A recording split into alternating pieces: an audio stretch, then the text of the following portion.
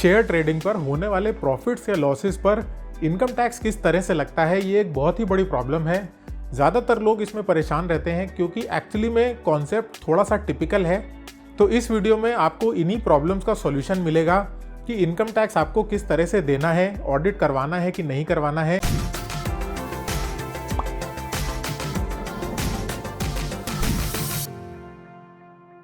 Hello everyone, मेरा नाम है सीए गुरप्रीत सिंह भल्ला और आप देख रहे हैं कंसल्ट गुरप्रीत। तो शेयर ट्रेडिंग पर कितना प्रॉफिट, कितना लॉस और प्रॉफिट्स पर या लॉसेस पर कितना हमें देना है टैक्स, इन प्रॉब्लम्स का सॉल्यूशन ढूंढने के लिए आज हमारे साथ हैं चैनल पर सीए राम कोहली, जिनको इस फील्ड में 10 साल से ज़्यादा का एक्सपीरियंस है।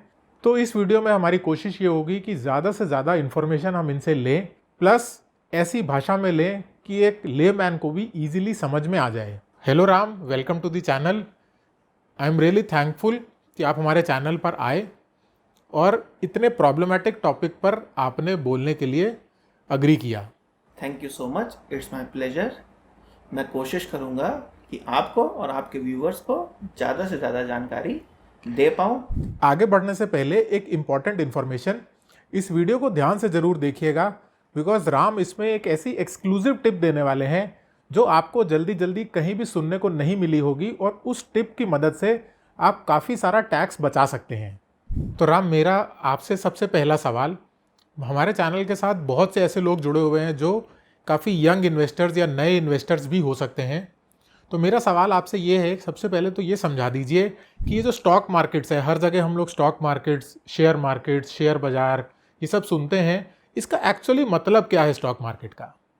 स्टॉक मार्केट को समझने के लिए हम सबसे पहले ये समझ लेते हैं कि स्टॉक मार्केट दो शब्दों से मिल करके बनती है। एक होती है मार्केट, मार्केट का मतलब है बाजार, बाजार जहाँ पे क्या ट्रेड होते हैं, स्टॉक्स ट्रेड होते हैं। स्टॉक्स का क्या मतलब हुआ? स्टॉक्स का मतलब हुआ equity shares, debentures, government instruments, ये सारी की सारी चीज़ें हमारे स्टॉक मार्केट्स में ट्रेड होती हैं। स्टॉक मार्केट्स के लिए प्राइमरली दो जगहों पे हमारे यहाँ स्टॉक मार्केट्स ट्रेड होती हैं, एक है एनएससी और एक है बीएससी। एनएससी का मतलब है नेशनल स्टॉक एक्सचेंज, बीएससी जो है वो हमारा सबसे ओल्डेस्ट एक्सचेंज है जिसको हम लोग बॉम्बे स्टॉक एक्सचेंज के नाम से जानते हैं।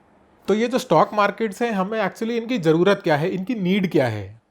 स्टॉक मार्केट की ज़रूरत ऐसे पड़ती है कि जैसे मान लीजिए आपने किसी इक्विटी शेयर में किसी आपने कंपनी के शेयर परचेज किए सपोज, तो जब आपने किसी कंपनी के शेयर्स परचेज किए तो आप उस कंपनी को तब तक वो शेयर वापस नहीं कर सकते हो जब तक वो कंपनी ना चाहे। तो स्टॉक मार्केट्स के अंदर अब मैंने किसी कंपनी के, सपोज मैंने एनटीपीसी के 100 शेयर्स खरीद के रख लिए, तो मैं एट दैट पोर्शन या मैं that fraction of the portion of the company मैं उसका मालिक बन जाता हूँ, मैं उसका इक्विटी शेयर होल्डर बन जाता हूँ। पर मैं वो पैसा कंपनी से निकाल नहीं सकता हूं जब तक बोर्ड की मंजूरी ना हो, जब तक वो कोई बायबैक अनाउंस ना करें या फिर कंपनी लिक्विडेशन में ना चली जाए। इस वजह से अपने इन्वेस्टमेंट्स को लिक्विडिटी देने के लिए, इन्वेस्टर्स को लिक्विडिटी देने के लिए हम लोग स्टॉक मार्केट्स का गठन किया गया था। इस वजह से स्टॉक मार्केट्स को बनाया गया कि जो भी इन्वेस्टर्स हैं उनको अपनी इन्वेस्टमेंट्स के ऊपर लिक्विडिटी मिल पाए। तो ये जो स्टॉक मार्केट्स हैं, इनमें कौन कौन से प्रोडक्ट्स हो सकते हैं, कौन कौन सी चीज़ें हैं जिसमें हम ट्रेडिंग कर सकते हैं? स्टॉक मार्केट के अंदर प्रोडक्ट्स तो बहुत होते हैं, पर अगर हम उसको बेसिकली कैटेगराइज करें तो हम उसको दो मार्केट्स के अंदर कैटेगराइज कर सकते हैं।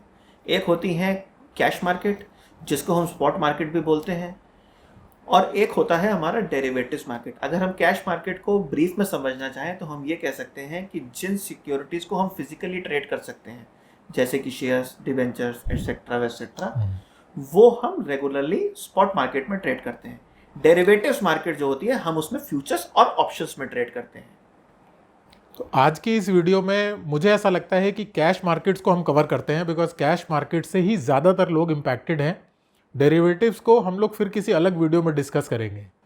तो जब हम कैश मार्केट्स की बात कर रहे हैं तो सबसे पहले तो हमारे व्यूअर्स को आप ये एक्सप्लेन करिए कि कैश मार्केट में टैक्स लगता कब है, what is the point of taxation? सबसे पहले बेसिकली हम ये समझ लें कि हमें टैक्स लगेगा कब। हमें टैक्स हमेशा शेयर्स बेचने पे लगता है, खरीदने पे हमको कोई इनकम टैक्स नहीं लगता है। इनकम टैक्स हमेशा तभी लगता है जब मैं किसी चीज़ पे मुनाफा बनाता हूँ, जब मुझे किसी न किसी चीज़ से इनकम होती है। तो मैं जब बेचूंगा मैं तभी मुनाफा करूँगा।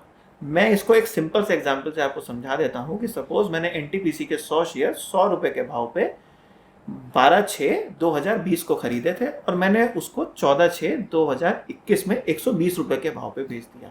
तो मैंने 20 रुपए प्रति शेयर का मुनाफा बनाया, मैंने 20 रुपए प्रति शेयर का मैंने प्रॉफिट बनाया। उस प्रॉफिट के ऊपर मेरे को बेसिकली टैक्स लगेगा जब मैं उसको बेचूंगा, और ये मेरे फाइनेंशियल ईयर 21-22 में कवर होगा। तो मेरे को 20-21 फाइनेंशियल ईयर में कुछ नहीं देना है, 21-22 में इस 20 रुपए के मुनाफे का असेसमेंट हमारा होगा। तो बेसिकली इससे हम ये निचोड़ निकाल सकते हैं, मुझे बहुत सारे क्वेश्चंस आते हैं कि मैंने इस साल 50,000 रुपये के किसी भी एक्स कंपनी के शेयर्स परचेज किए हैं, या मैंने 20,000 रुपये के शेयर्स बाय किए हैं, सर मुझे बताइए रिटर्न में मैं इसको कहाँ दिखाऊं, रिटर्न में इसका क्या ट्रीटमेंट करूंगा। तो मुद्दे की बात यह है कि खरीदते समय रिटर्न में इसका कोई भी ट्रीटमेंट नहीं होना, कोई भी इनकम टैक्स नहीं देना। जिस साल हम शेयर्स बेचते हैं उसी साल हमें टैक्स का सारा ट्रीटमेंट करना पड़ता है। बिल्कुल बिल्कुल 100%। अच्छा, शेयर ट्रेडिंग करने वाले काफ़ी सारे लोग हैं, कुछ टर्म्स का बड़ा कॉमन इस्तेमाल होता है, इंट्राडे, डिलीवरी, ये सब क्या है? कैश मार्केट में भी ट्रेड करने के लिए हम दो तरीके से ट्रेड मार्केट के अंदर करते हैं। एक होता है इंट्राडे और एक होती है हमारी डिलीवरी ट्रेड्स। इंट्राडे ट्रेडिंग को अगर मैं समझाऊं तो मैंने मान लीजिए 100 शेयर रिलायंस के आज लिए और मैंने उन्हें आज ही डिस्पोज ऑफ कर दिया। सपोज मैंने 100 शेयर 2000 के भाव पे लिए और शाम तक उसका भाव 2020 रुपये हो गया, तो मैंने 20 रुपये का मुनाफा उसी दिन बुक कर लिया उन 100 शेयर्स पे। तो वो हो गया मेरा इंट्राडे ट्रेडिंग। इंट्राडे ट्रेडिंग के अंदर हम कभी भी स्टॉक्स की डिलीवरी को होल्ड नहीं करते हैं।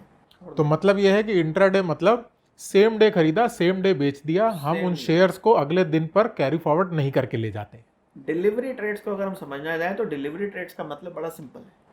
डिलीवरी ट्रेड्स के अंदर मैंने सपोज आज एक शेयर लिया, सपोज मैंने अभी रिलायंस का एग्जांपल लिया था, मैं आपको फिर से एक रिलायंस का एग्जांपल देता हूँ कि मैंने 100 शेयर रिलायंस के 2000 रुपये के भाव पे लिए और मेरा कोई विचार नहीं है उसको सेम डे बेचने का। तो मैंने उसको सेम डे ना बेच करके हफ्ते भर बाद बेचा, 1 साल बाद बेचा, 5 साल तक होल्ड किया या फॉर दी अपने लाइफ टाइम होल्ड किया, तो उसको मैं डिलीवरी ट्रेड्स बोलता हूँ। डिलीवरी ट्रेड्स के अंदर जो शेयर्स होते हैं वो अल्टीमेटली मेरे डीमैट अकाउंट में आते हैं, तभी हम उसको डिलीवरी ट्रेड बोलते हैं कि वो शेयर एक्चुअल में हमको डिलीवर हो गए। एक्चुअल में वो हमको शेयर डिलीवर हो गए और वो मेरे वेयर हाउस में जाकर के पार्क हो गए, जिसको हम डीमैट अकाउंट बोलते हैं। तो ये जो इंट्राडे और डिलीवरी ट्रेड्स हैं, इन दोनों का टैक्स ट्रीटमेंट सेम होता है कि अलग होता है?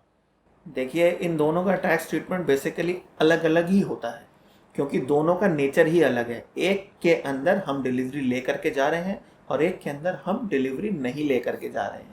एक के अंदर मेरी कैश की बेसिकली इन्वेस्टमेंट लगी है, एक में मेरी कैश की इन्वेस्टमेंट नहीं लगी है, मैंने सेम डे लेकर के same day he square of कर दिया। इस वजह से दोनों का tax treatment income tax department अलग अलग तरीके से करता है। तो अगर टैक्स ट्रीटमेंट अलग अलग होता है तो पहले इंट्राडे का टैक्स ट्रीटमेंट समझा दीजिए कि इंट्राडे ट्रांजैक्शंस पर टैक्स किस तरह से लगता है। इंट्राडे ट्रांजैक्शंस की अगर हम बात करें तो इंट्राडे ट्रांजैक्शंस के ऊपर इनकम टैक्स डिपार्टमेंट इसको कहती है कि ये एक स्पेकुलेटिव इनकम है। स्पेकुलेटिव इनकम का अगर हम मतलब निकालें तो जैसे सट्टे बाजार में ट्रेडिंग होती है उस तरीके इसको माना जाता है।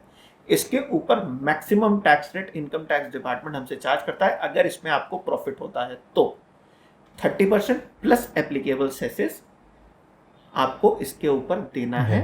और जो बेसिकली इसकी असेसमेंट होगी वो बिजनेस इनकम स्पेकुलेटिव इनकम के हेड में होगी। Income from business and professions का एक सब हेड है स्पेकुलेटिव बिजनेस इनकम, उसमें इसकी असेसमेंट होगी जिसके अंदर आपको हाईएस्ट रेट पे टैक्स देना है।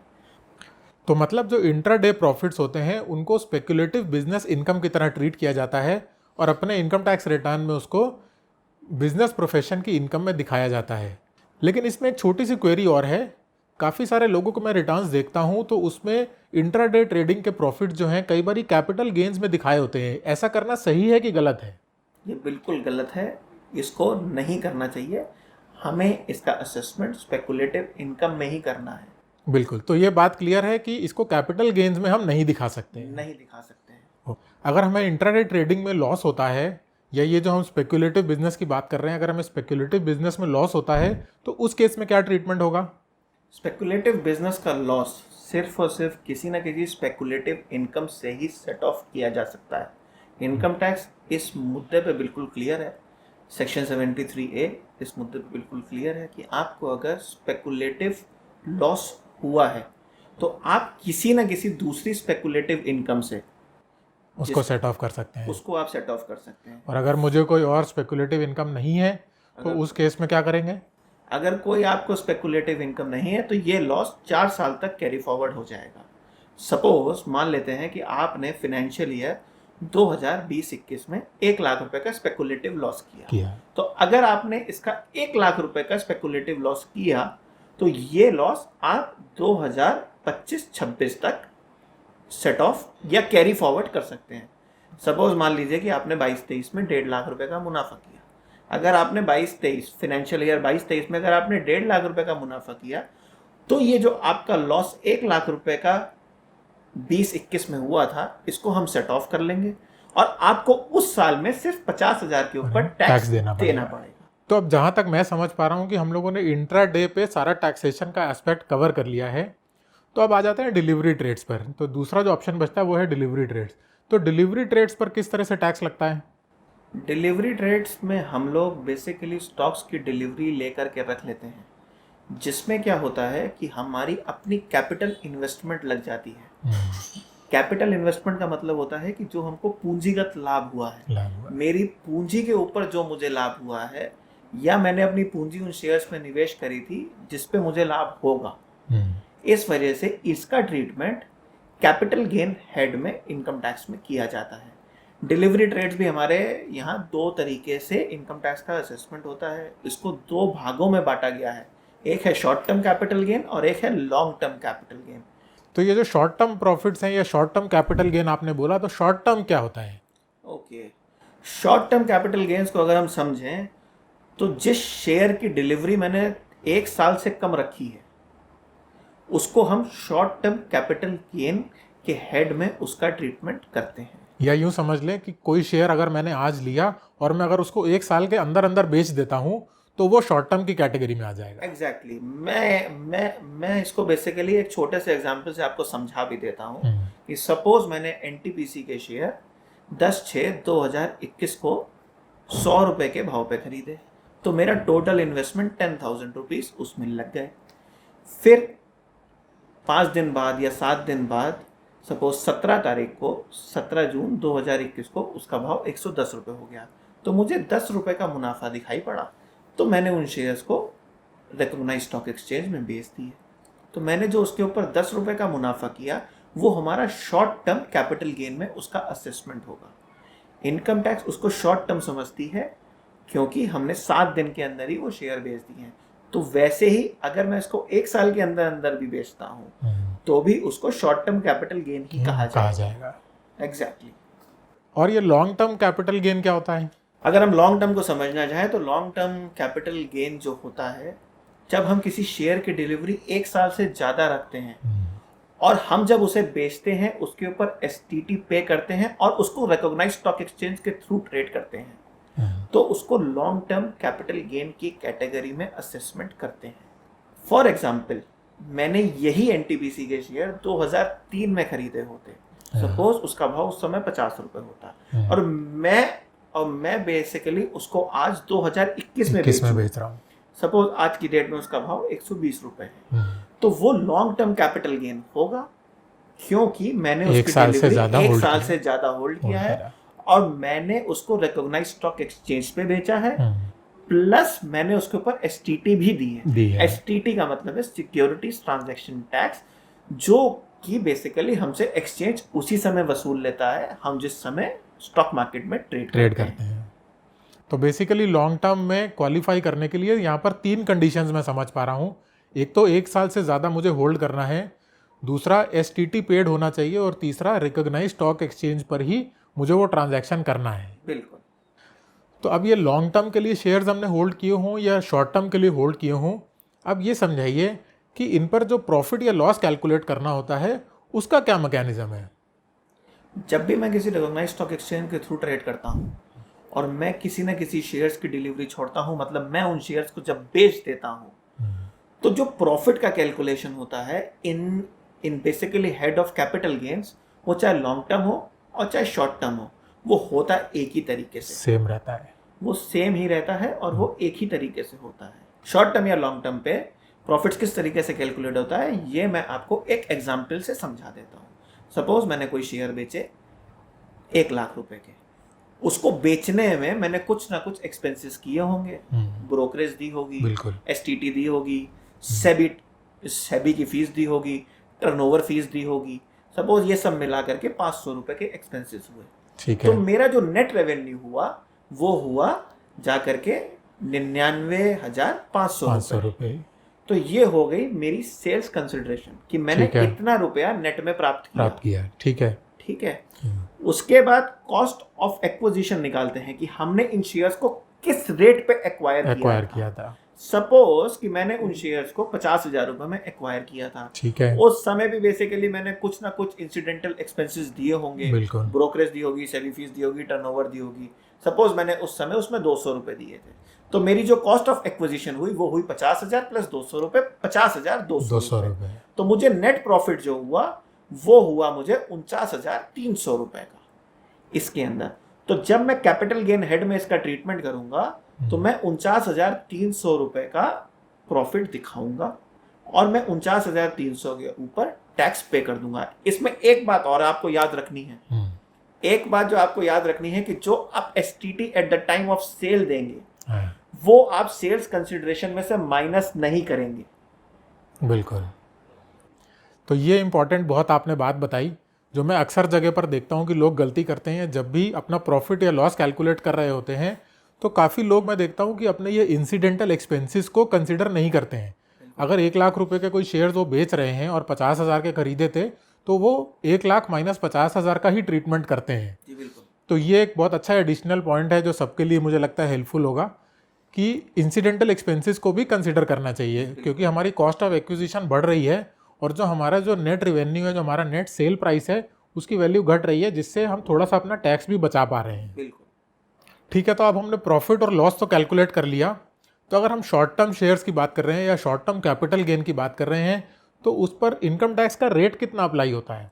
शॉर्ट टर्म कैपिटल गेन्स के ऊपर जो हमारा इनकम टैक्स का रेट है, जब हम रिकॉग्नाइज्ड स्टॉक एक्सचेंज के थ्रू ट्रेड करते हैं तो वो 15% होता है। ओके। Plus applicable सेसेस। तो ये 15% का रेट जो है ये फ्लैट रेट है कि स्लैब रेट लगता है इसमें? नहीं, ये फ्लैट रेट है in case of transactions which are made on recognised stock exchange. जो मैंने रिकॉग्नाइज्ड स्टॉक एक्सचेंज पे, एनएससी या बीएससी पे, प्राइमरीली आप लोगों को समझाने के लिए एनएससी और बीएससी पे मैंने जो भी ट्रेड्स किए हैं उन सारे ट्रेड्स के ऊपर 15% के हिसाब से हमको टैक्स देना है ऑन शॉर्ट टर्म ट्रेड्स, जिसमें मैंने डिलीवरी 1 साल से कम रखी है। ठीक है। तो बेसिकली मेरी इनकम चाहे 2.5 लाख रुपए है या 10.5 लाख रुपए है, टैक्स मुझे 15% ही देना है। बाकी जो मेरे स्लैब रेट्स हैं वो बाकी इनकम पर अप्लाई करेंगे, लेकिन इस पर नहीं करेंगे। बिल्कुल। तो शॉर्ट टर्म पे प्रॉफिट्स अगर हो रहे हैं तो टैक्स लग गया, लेकिन अगर यही शॉर्ट टर्म में मुझे लॉस हो रहा है, यानी कि शॉर्ट टर्म कैपिटल लॉस होगा, तो उस केस में क्या होगा? शॉर्ट टर्म कैपिटल लॉस जो होता है वो हम बेसिकली, अगर हम सेट ऑफ की बात करें उसी साल में, तो वो किसी दूसरे हेड से सेट ऑफ नहीं होगा, वो सिर्फ और सिर्फ कैपिटल गेन के हेड से ही सेट ऑफ होगा। ठीक है। इसका मतलब ये है कि हम चाहें तो शॉर्ट टर्म कैपिटल लॉस को लॉन्ग टर्म कैपिटल लॉस से सेट ऑफ कर लें। ठीक है। और ये भी हो सकता है कि हम शॉर्ट टर्म कैपिटल लॉस को किसी दूसरे शॉर्ट टर्म कैपिटल गेन से सेट ऑफ कर लें। ठीक है। सपोज कि मेरे को एनटीपीसी में 50,000 रुपए का शॉर्ट टर्म कैपिटल लॉस हुआ। ठीक है। और मेरे को सेम ईयर में रिलायंस से 50,000 रुपए का मेरे को प्रॉफिट हुआ, शॉर्ट टर्म कैपिटल प्रॉफिट हुआ। तो वो जो 50,000 रुपए का जो हमको शॉर्ट टर्म कैपिटल लॉस और शॉर्ट टर्म कैपिटल प्रॉफिट हुआ, वो हमने आपस में एडजस्ट कर दिया, तो हमें कोई भी टैक्स नहीं देना है। इसका मतलब ये है कि हमको रिलायंस के शेयर्स के ऊपर टैक्स नहीं देना है, क्योंकि वो मेरा एनटीपीसी के शेयर से सेट ऑफ हो गया है। ठीक है। सेकेंड थिंग, इसमें यह भी हो सकता है कि रिलायंस के अंदर मैंने लॉन्ग टर्म कैपिटल गेन किया हो। तो अगर मैंने रिलायंस के अंदर लॉन्ग टर्म कैपिटल गेन किया है, सपोज 1 लाख रुपए का, और मेरे को 50,000 रुपए का एनटीपीसी में लॉस हुआ है, तो मैं चाहूं तो इस लॉन्ग टर्म कैपिटल गेन को इस शॉर्ट टर्म कैपिटल लॉस से सेट ऑफ कर सकता हूं। मैं इसको इससे सेट ऑफ कर सकता हूं। तो मेरे को जो लॉन्ग टर्म कैपिटल गेन देना है वो मेरे को सिर्फ 50,000 पे देना है।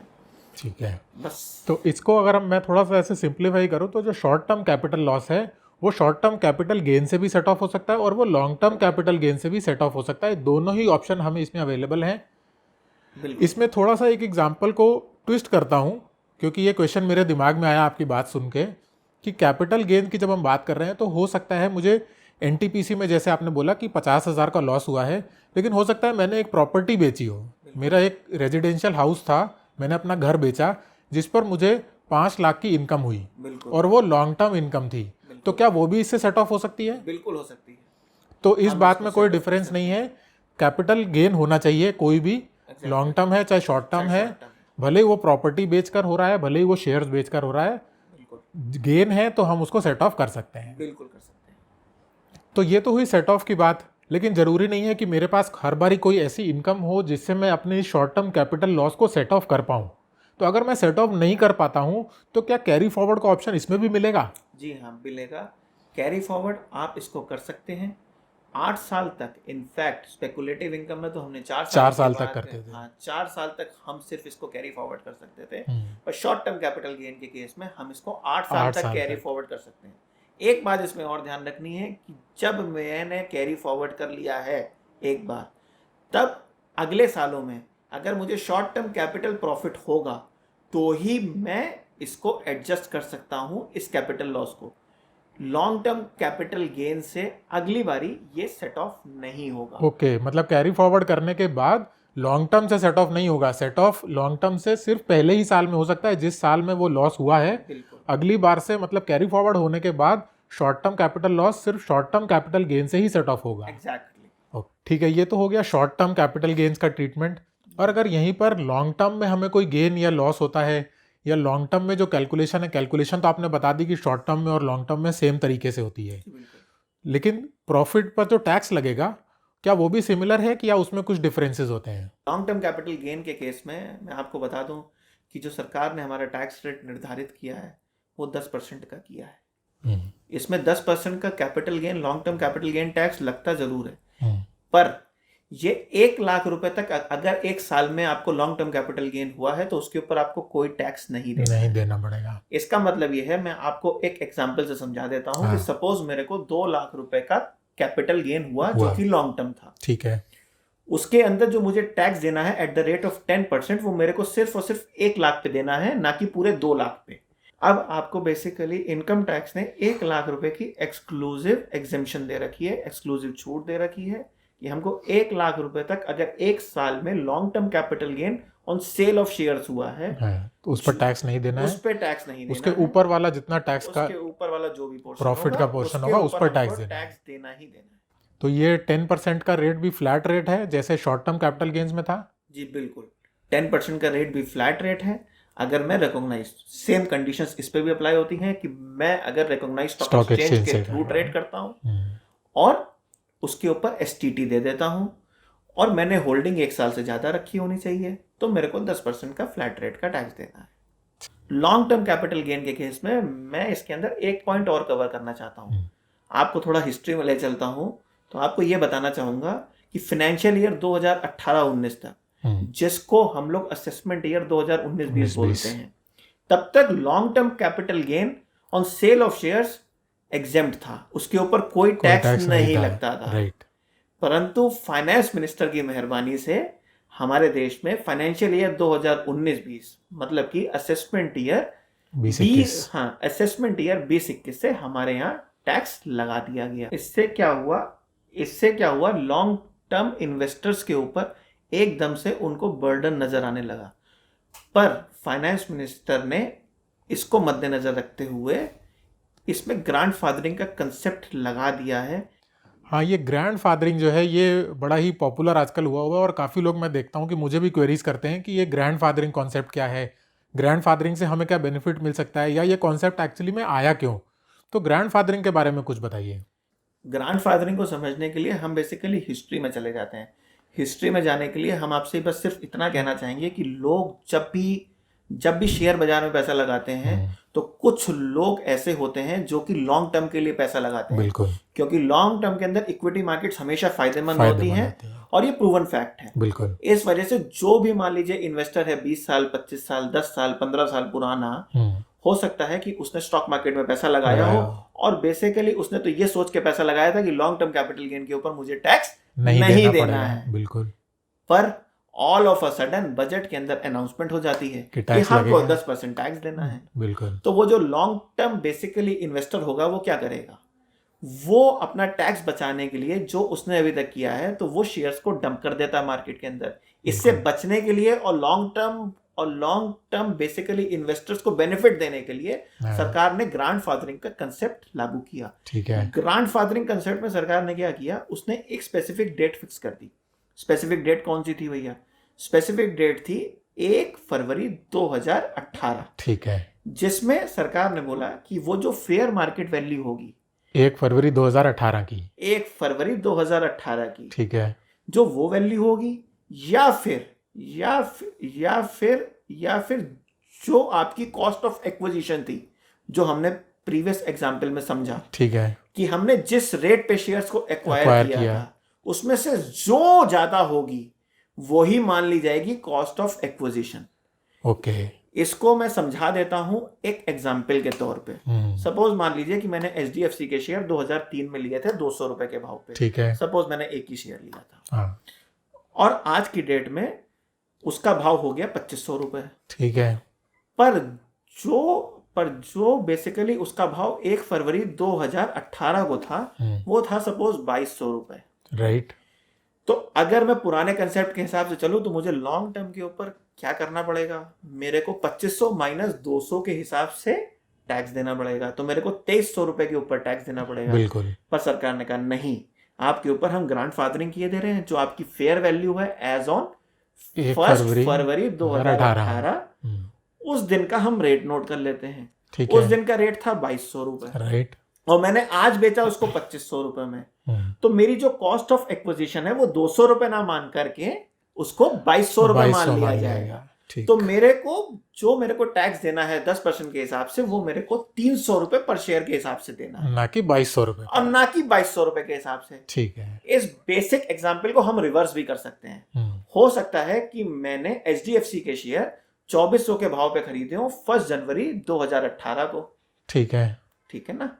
और आज की डेट में उसका भाव 2500 है। ठीक है। और मैंने आज उनको सेल कर दिया 2021 में। ठीक है।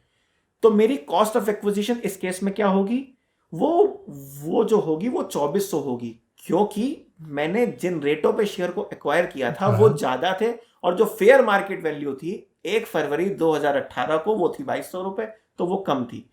तो सरकार ने आपको डबल बेनिफिट दिया है। उसने फेयर मार्केट वैल्यू या फिर आपने जितने पैसे दे करके उन शेयर्स को खरीदा है, हम जिसको कॉस्ट ऑफ एक्विजिशन बोलते हैं, जितने आपने अपनी जेब से पैसे लगाए हैं, उन दोनों में से जो वैल्यू ज्यादा होगी उसको वो कॉस्ट ऑफ एक्विजिशन मान लेंगे, कि ताकि आपका कैपिटल गेन हमेशा कम से कम बना रहे। तो बेसिकली ग्रैंडफादरिंग कॉन्सेप्ट से उन्होंने लॉन्ग टर्म इन्वेस्टर्स को बेनिफिट देने की कोशिश की है, कि जो लोग पिछले 10 साल 15 साल 5 साल से इन्वेस्टेड हैं किसी एक स्टॉक में, तो आज एकदम से उनके ऊपर हेफ्टी गेन्स के ऊपर हेफ्टी टैक्सेस ना उनको देने पड़े। तो हम लोग इतने देर से कैपिटल गेन्स की बातें कर रहे हैं, long term capital gain, short term capital gain. तो एक लेमैन के हिसाब से, अगर एक लेमैन के नज़रिए से देखें, तो जब भी कैपिटल गेन्स की बात आती है ना, तो एक कॉस्ट इन्फ्लेशन इंडेक्स, जिसको हम लोग कॉमन भाषा में इंडेक्सेशन भी बोल देते हैं, तो ये इंडेक्सेशन क्या होता है और इंडेक्सेशन का बेनिफिट क्या हमें इन शेयर्स के केसेस में मिलेगा? इंडेक्सेशन का बेनिफिट बेसिकली हमको सिर्फ और सिर्फ लैंड और बिल्डिंग्स के केस में मिलता है। ओके। जब भी मैं किसी रिकॉग्नाइज्ड स्टॉक एक्सचेंज में ट्रेड करता हूं, तो एक तो मेरा टैक्स रेट वैसे ही लॉन्ग टर्म में कम है 10% का। ठीक है। तो ये आप कह सकते हैं कि सरकार की एक शॉर्ट कमिंग है, इनकम टैक्स की एक शॉर्ट कमिंग है, पर इसके ऊपर इंडेक्सेशन का कोई बेनिफिट अवेलेबल नहीं है। तो बेसिकली दोनों हाथों में लड्डू नहीं मिल सकता। आपको टैक्स रेट कम कर दिया गया है तो इंडेक्सेशन का बेनिफिट नहीं मिलेगा, और जहां पर टैक्स रेट ज्यादा है सिर्फ वहीं पर इंडेक्सेशन का बेनिफिट मिलता है। अब यही लॉन्ग टर्म अगर शेयर्स हैं और लॉन्ग टर्म के केस में मुझे लॉस हो जाता है, प्रॉफिट के केस में तो आपने टैक्स समझा दिया कि कैसे देना है, लॉस के केस में क्या होगा? लॉस के केस में भी ऐसा ही होगा कि लॉस जो होगा वो हमारा सेट ऑफ तो हो जाएगा, पर वो सेट ऑफ सिर्फ और सिर्फ against long term capital profit होगा। Okay. वो शॉर्ट टर्म कैपिटल प्रॉफिट से या शॉर्ट टर्म कैपिटल गेन से वो सेट ऑफ नहीं होगा। ये बेसिक इंपॉर्टेंट पॉइंट है। शॉर्ट टर्म तो हो जाएगा सेटल लॉन्ग टर्म से, और लॉन्ग टर्म सिर्फ और सिर्फ लॉन्ग टर्म कैपिटल गेन से ही सेट ऑफ होगा। राइट। तो ये पॉइंट इन्वेस्टर्स को मद्देनजर रखना है। हाँ, तो ये एक बहुत एक बेसिक डिफरेंस है दोनों में, कि ऐसा नहीं है कि दोनों में सेट ऑफ करने के प्रोविजन सेम हो। जिस तरह से टैक्सेशन का एस्पेक्ट अलग अलग है, तो इनके लॉसेस को सेट ऑफ करने का भी सिस्टम अलग अलग है। अलग अलग है। और फिर से वही सवाल आ जाता है कि अगर मेरे लॉसेस सेम ईयर में सेट ऑफ नहीं हो पा रहे, तो कैरी फॉरवर्ड के क्या प्रोविजंस अप्लाई करेंगे? कैरी फॉरवर्ड को हम 8 साल तक कैरी फॉरवर्ड कर सकते हैं, पर फिर वही बात आ जाती है कि हम लॉन्ग टर्म कैपिटल लॉस को सिर्फ और सिर्फ लॉन्ग टर्म कैपिटल गेन से ही सेट ऑफ कर सकते हैं इन कमिंग ईयर्स ऑल्सो। ठीक है। तो जब मैं लॉस को कैरी फॉरवर्ड करूंगा तो मैं 8 साल तक कैरी फॉरवर्ड तो कर सकता हूँ, पर सेट ऑफ लॉन्ग टर्म से ही करूंगा। पर जब मैं सेट ऑफ करने जाऊंगा तो मैं उसको लॉन्ग टर्म कैपिटल गेन से ही सेट ऑफ कर पाऊंगा। फॉर एग्जाम्पल, मेरे को 2019-20 में लॉन्ग टर्म कैपिटल लॉस हुआ, सपोज वो 2 लाख रुपए का हुआ। ठीक है। अगर वो 2 लाख रुपए का लॉस मुझे हुआ है तो पहली बात तो मेरे को उसको 2019-20 की रिटर्न में शो करना है। बिल्कुल। उसको रिफ्लेक्ट होना चाहिए कि इस लॉस को मैंने कैरी फॉरवर्ड कर लिया है इन कमिंग ईयर्स। राइट। इसके लिए एक प्री कंडीशन और है कि मेरी रिटर्न टाइम पे फाइल होनी चाहिए, रिटर्न बिलेटेड नहीं होनी चाहिए। ये बहुत अच्छा पॉइंट आपने यहाँ पर उठाया है। ये पॉइंट एक्चुअली बहुत इंपॉर्टेंट था, क्योंकि लॉस के केस में मैं देखता हूँ बहुत से लोग केयरलेस हो जाते हैं, अपने रिटर्न्स को टाइम से फाइल नहीं करते और बाद में उनको इसका नुकसान उठाना पड़ता है, क्योंकि उस केस में फिर वो लॉसेस कैरी फॉरवर्ड नहीं कर पाते हैं। एग्जैक्टली। तो उनको ये रिटर्न टाइम पे फाइल करनी है। फिर उसके बाद मान लीजिए मेरे को 21-22 में 5 लाख रुपए का लॉन्ग टर्म कैपिटल गेन होता है। राइट। तब मेरे को उस समय जो टैक्स देना है वो मेरे को 3 लाख पे देना है। बिल्कुल। 5 लाख माइनस 2 लाख। 5 लाख माइनस 2 लाख। उस 3 लाख के ऊपर मेरा लॉन्ग टर्म कैपिटल गेन हो गया है। पर आप फिर से ना भूलिए कि हमको 1 लाख रुपए की एग्जेम्पशन ऑलरेडी मिली हुई है। तो वो जो हमको 1 लाख की एग्जेम्पशन मिली है वो भी इसमें से डिडक्ट हो जाएगी। तो मेरे को जो प्रॉफिट है वो सिर्फ और सिर्फ 2 लाख रुपए के ऊपर असेसमेंट होगा, उसके ऊपर 10% मेरे को लॉन्ग टर्म कैपिटल गेन देना पड़ेगा। तो ये तो हो गई सारी टैक्सेशन की बातें। लेकिन राम, वीडियो के स्टार्टिंग में अपने व्यूअर्स को हमने एक प्रॉमिस किया था कि एक ऐसी टैक्स प्लानिंग बताएंगे, एक ऐसी एक्सक्लूसिव टैक्स प्लानिंग आप अपने व्यूअर्स को बताएंगे कि जिससे वो काफ़ी अपना टैक्स भी सेव कर सके और जो जनरली उनको कहीं देखने को ना मिले। एक ऐसा एक्सक्लूसिव कुछ टैक्स प्लानिंग हो जाए तो मज़ा आ जाए। एक्सक्लूसिव टैक्स प्लानिंग के लिए मैं आपको बताना चाहूँगा कि हम इनकम टैक्स के अंदर हमेशा सेल्फ असेसमेंट करते हैं। ठीक है। इनकम टैक्स में हम खुद का करते हैं असेसमेंट अंडर 5 सोर्सेज। ठीक है। तो जो हमारे 5 सोर्सेज हैं उसमें कैपिटल गेन और business and professions primarily 2 sources हैं। हमारी टैक्स प्लानिंग इन्हीं दोनों में से निकल के आएगी। बिल्कुल। कैसे? हम जब सेल्फ असेसमेंट करते हैं तो हमें ये बताना होता है कि हम पूंजीगत लाभ ले रहे हैं शेयर्स पे, कि हम out of nature of business of profession ले रहे हैं। ठीक है। तो ये तो बेसिकली इन्वेस्टर की या ट्रेडर की मानसिकता है कि वो ये बताएगा कि हमने इसके अंदर पूंजीगत लाभ लिया है, कैपिटल गेन्स का लाभ लिया है, या फिर मैंने इसको as a business income treat. अब मैं ये कहना चाहता हूँ, अब मैं आपको बता देता हूँ इसके अंदर टैक्स प्लानिंग की मोस्ट इंपॉर्टेंट टिप। बिल्कुल। कि लॉन्ग टर्म कैपिटल गेन हो, शॉर्ट टर्म कैपिटल गेन हो, अगर इसमें टैक्स ज्यादा बन रहा है तो हम इसका असेसमेंट बिजनेस एंड प्रोफेशन में भी कर सकते हैं। अच्छा। बिजनेस एंड प्रोफेशन में असेसमेंट करने से क्या होगा? बिजनेस एंड प्रोफेशन में असेसमेंट करने से ये होगा कि हमको लॉन्ग टर्म कैपिटल गेन में सिर्फ और सिर्फ इंसिडेंटल खर्चों की रिबेट मिलती है, जो हमने आपको समझाया, ब्रोकरेज एंड एवरीथिंग। राइट। पर जब मैं इसको बिजनेस एक्सपेंस ट्रीट करता हूँ या मैं इसको बिजनेस इनकम ट्रीट करता हूँ, जब मैं इसको बिजनेस इनकम ट्रीट करता हूँ तो मैं जितने भी खर्चे बिजनेस में हो सकते हैं इन टर्म्स ऑफ ट्रेडिंग, जैसे कि कन्वेंस, जैसे कि मेरे इंटरनेट एक्सपेंसेस एटसेट्रा, डेप्रिसिएशन हो गया, मेरे लैपटॉप का डेप्रिसिएशन, बिल्कुल, मेरे बेसिकली ऑफिस का डेप्रिसिएशन, बिल्कुल, तो मैं इनका भी लाभ ले सकता हूँ। इसमें एक प्री रिक्विजिट कंडीशन है कि अगर मेरी टर्नओवर ज्यादा हो जाएगी तो मेरे को सीए से ऑडिट कराना है। बिल्कुल।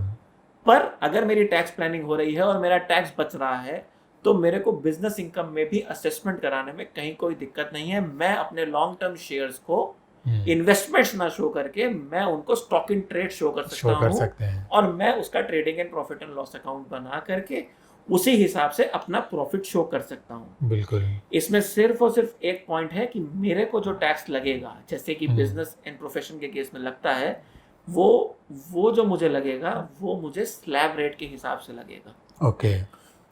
तो आपका बेसिकली कहने का मतलब ये है कि ये एक टैक्स पेयर के पास या एक ये इन्वेस्टर या ट्रेडर के पास ये ऑप्शन होता है कि वो अपने प्रॉफिट्स को कैपिटल गेन में लेके जाना चाहता है या उसको बिजनेस इनकम दिखाना चाहता है। तो ये ऑप्शन उसके पास ओपन है। ऐसा कोई क्राइटेरिया नहीं है कि हमें उसको सिर्फ कैपिटल गेन ही दिखाना है या कैपिटल लॉस ही दिखाना है। तो बेसिकली ये हर आदमी को, जो भी ट्रेडिंग कर रहा है, उसको ये असेस करना चाहिए कि उसको कैपिटल गेन्स शो करने में ज़्यादा बेनिफिट हो रहा है या बिजनेस इनकम शो करने में ज़्यादा बेनिफिट हो रहा है। जहाँ भी उसको लगे कि ज़्यादा बेनिफिट हो रहा है, उसको वो ऑप्शन चूज करने की पूरी फ्रीडम है। बिल्कुल। बस जो हमारे व्यूअर्स को ध्यान रखना है वो है ये प्री कंडीशन कि इसके लिए आपको प्रॉपर अपनी balance sheet, profit and loss account draft करना पड़ेगा और ऑडिट भी आपको करवाना पड़ेगा। अगर ये सब कंडीशंस आप सेटिस्फाई करते हैं तो अच्छा खासा टैक्स आप सेव कर सकते हैं। तो पहले तो मैं इस टैक्स प्लानिंग के लिए बहुत थैंक यू बोलना चाहूँगा आपको कि ये बड़ी एक्सक्लूसिव टैक्स प्लानिंग है और बहुत से लोग मैंने देखा है कि इस प्रॉब्लम में फंसे रहते हैं। कई लोगों को ये बात पता भी है, ऐसा नहीं है, लोगों को बात पता है, लेकिन उनको ये क्लैरिटी नहीं है कि वो एक्चुअल में ऐसा कर सकते हैं कि नहीं कर सकते हैं। लोग बहुत डायलेमा में है, कन्फ्यूजन में है कि हाँ ऐसा होता तो है, सुना तो है, लेकिन एक्चुअली मैंने कभी किसी को ऐसा जल्दी जल्दी करते हुए नहीं देखा है। तो इसके लिए मैं आपको थैंक यू बोलूँगा कि एटलीस्ट आपने हमें ये कॉन्फिडेंस दिया कि यस आप ये काम कर सकते हैं। तो ये टैक्स प्लानिंग टिप के लिए बहुत बहुत धन्यवाद आपका। इसके अलावा अगर इस टॉपिक पर आपको और भी कोई क्लैरिफिकेशन चाहिए तो नीचे डिस्क्रिप्शन में एक लिंक है जिसमें एक डिटेल्ड आर्टिकल पोस्टेड है। आप वो आर्टिकल भी रीड कर सकते हैं, आपको सारे क्लैरिफिकेशन उसमें भी मिल जाएंगे। उसके अलावा नीचे कुछ नंबर्स भी मैं फ्लैश कर रहा हूँ, डिस्क्रिप्शन में नंबर्स दे दिए हैं और मेल आईडी भी मेरी दी हुई है। आप इस रिगार्डिंग कोई भी अगर क्लैरिफिकेशन चाहते हैं तो आई विल रिक्वेस्ट राम कि कोई भी हमारे पास अगर क्वेरी आती है तो आप प्लीज़ उसका रिस्पॉन्स ज़रूर करिएगा। इसी तरह के और इंटरेस्टिंग वीडियोस देखने के लिए चैनल को सब्सक्राइब करना मत भूलिएगा और बेल आइकन ज़रूर प्रेस करिए ताकि कोई भी इंपॉर्टेंट वीडियो आए तो आप उसको मिस ना करें, आपको उसका नोटिफिकेशन टाइम से मिल जाए। Thank you so much for watching the video.